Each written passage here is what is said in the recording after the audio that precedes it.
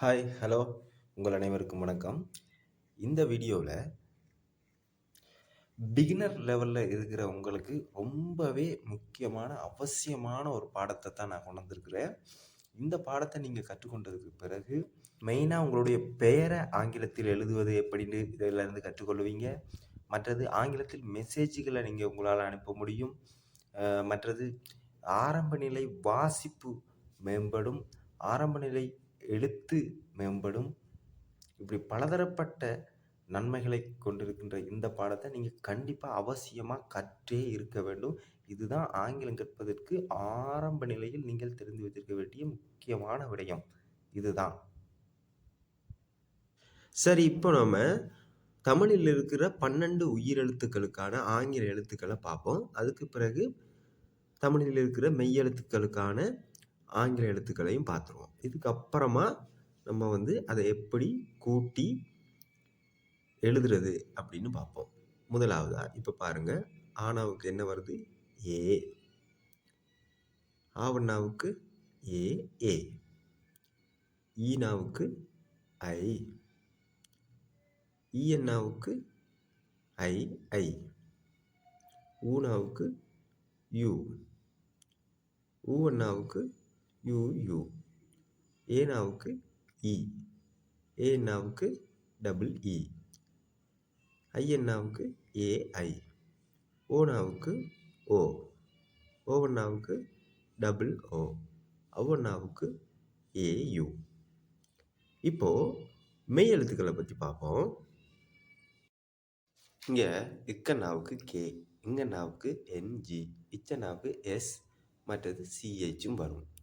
இஞ்சனாவுக்கு NY, இட்டனாவுக்கு T, இன்னனாவுக்கு N, இத்தனாவுக்கு டிஹெச், இந்த நாவுக்கு என், இப்பண்ணாவுக்கு பி, இம்மண்ணாவுக்கு எம், இயண்ணாவுக்கு ஒய், இர்றனாவுக்கு ஆர், இல்லனாவுக்கு எல், இவ்வண்ணாவுக்கு we, இல்லனாவுக்கு L, இல்லனாவுக்கு L, இட்டனாவுக்கு R, இன்னனாவுக்கு N. Okay, இந்த மெய்யெழுத்துக்களையும் இந்த உயிரெழுத்துக்களையும் வச்சு கொண்டு தான் நம்ம மீதி இருக்கிற அனைத்து எழுத்துக்களையும் உருவாக்க போகிறோம். இப்போது கானாவுக்கு எப்படின்னு பார்த்தோம்னா இக் ப்ளஸ் ஆ. இக்கனாவுக்கு என்ன? கே. ஆனாவுக்கு என்ன? ஏ. ஸோ கா. இப்போ காவனாக்கு என்ன வரும்னு சொல்லுங்க பார்ப்போம். இக் ப்ளஸ் ஆவண்ணா போட்டா என்ன வரப்போகுது? ஆவண்ணாவுக்கு என்ன வந்திருக்குது? Double A. ஸோ இக் ப்ளஸ் ஆவண்ணா கா. கே டபுள் ஏ வரப்போகுது. அவ்வளவுதான். இப்போது கீனாவை எடுத்துக்கிறீங்களேன். கீ என்னத்தில் முடியுது? ஈயில் முடியுது. ஸோ ஈக்கு என்ன வந்திருக்குது? ஐ வந்திருக்குது. அப்போது இக் ப்ளஸ் இ. இக்குக்கு என்ன? கே. ஈக்கு என்ன? ஐ. ஸோ அது கீ. புரிஞ்சுதா? இதே மாதிரி தான் இப்போது சானாவை எடுத்துக்கிறீங்களேன். சானாவுக்கு என்ன போட போகிறோம்? இச் ப்ளஸ் ஆ. இச்சனாவுக்கு என்ன வந்திருக்குது? பாருங்க, எஸ் வந்திருக்குது. இங்கே ஆனாவுக்கு என்ன வந்திருக்குது? ஏ வந்திருக்குது. ஸோ சா. ஓகே, அடுத்து உதாரணமாக சேனா பார்ப்போம். சேனாக்கு என்ன போட போகிறோம்? இச் ப்ளஸ் ஏ. ஏன்னா சே ஏல முடியும். ஸோ ஏனா போட போகிறோம். ஸோ இங்கால பாருங்கள், இச்சுக்கு என்ன வந்திருக்குது? எஸ். இங்கால உயிரெழுத்துக்களில் ஏனாவுக்கு என்ன வந்திருக்குது? இ.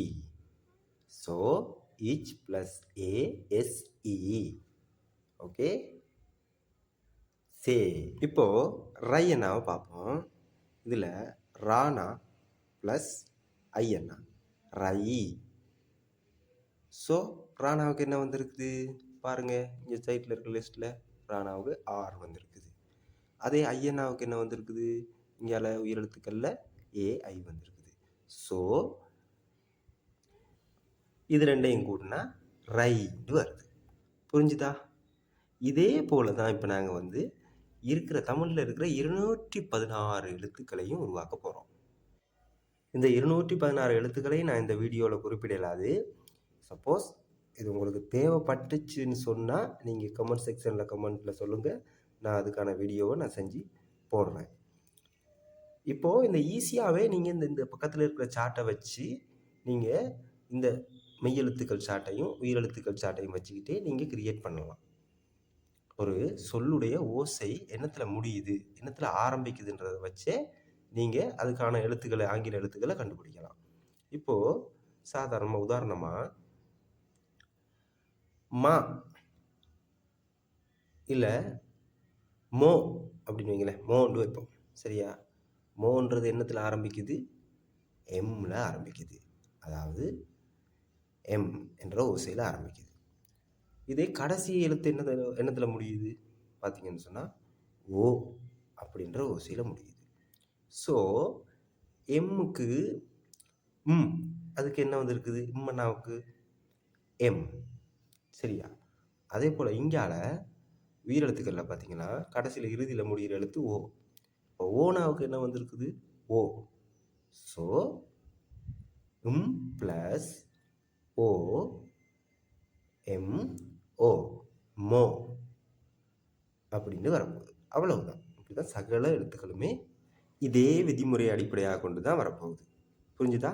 சரி, இப்போது நம்மளுடைய பெயரை எப்படி எழுதுறது, அதாவது தமிழை ஆங்கில எழுத்துக்கள் மூலம் எப்படி எழுதுறது அப்படின்றதையும் பார்ப்போம். ஓகே, சரி வாங்க. இப்போ இங்கே மனோகரன் ஒரு பெயர் இருக்குது.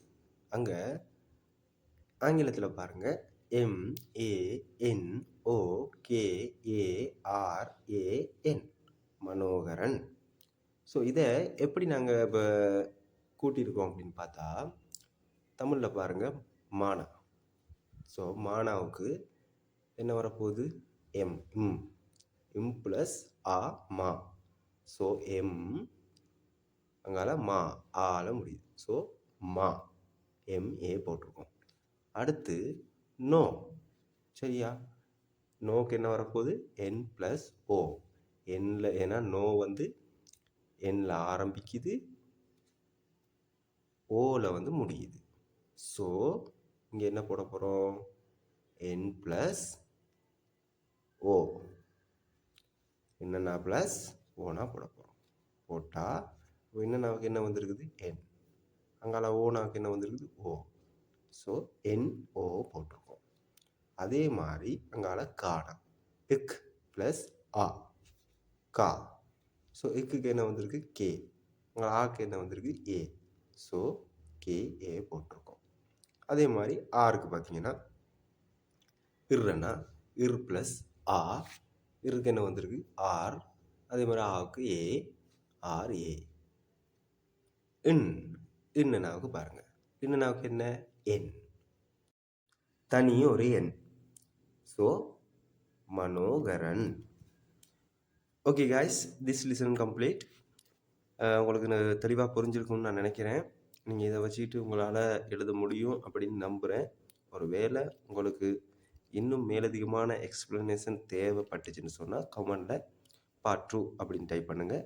நான் இதை விட மேலதிகமான எக்ஸ்ப்ளனேஷனோட உங்களுக்கு வீடியோவை அப்லோட் பண்ணுறேன்.